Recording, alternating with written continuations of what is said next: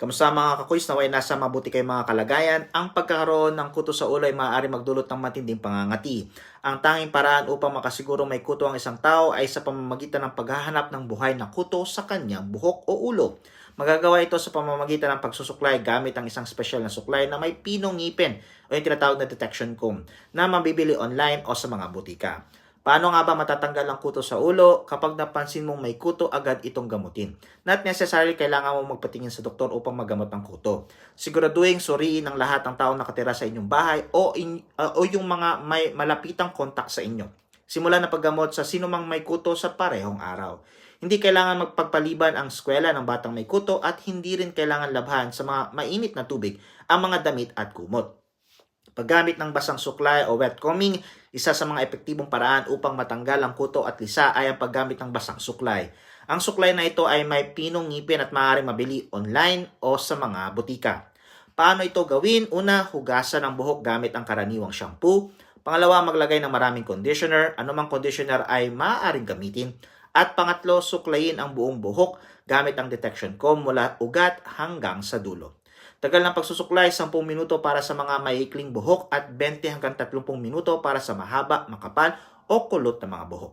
Kapag natapos ang pagsusuklay, ulitin ito upang masigurong natanggal lahat ng kuto. Sundin ang schedule na ito upang matanggal pati ang mga bagong pisa ng kuto. Day 1, 5, 9, and 13, gamitin ang basang suklay, and day 17, suriin muli kung may natirang kuto.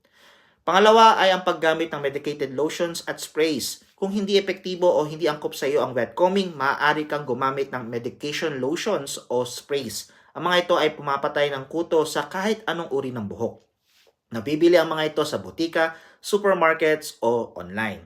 Mga dapat tandaan, karaniwan namamatay ang kuto sa loob ng isang araw. May ilang lotion at spray na may kasamang suklay upang alisin ang mga patay na kuto at lisa.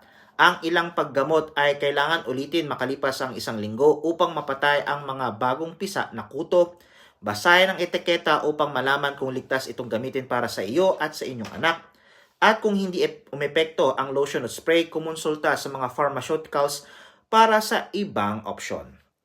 Ang mga hindi inirekomendang gamot o paggamot, may ilang produkto at pamamaraan na hindi epektibo laban sa kuto kaya hindi ito nirerekomenda.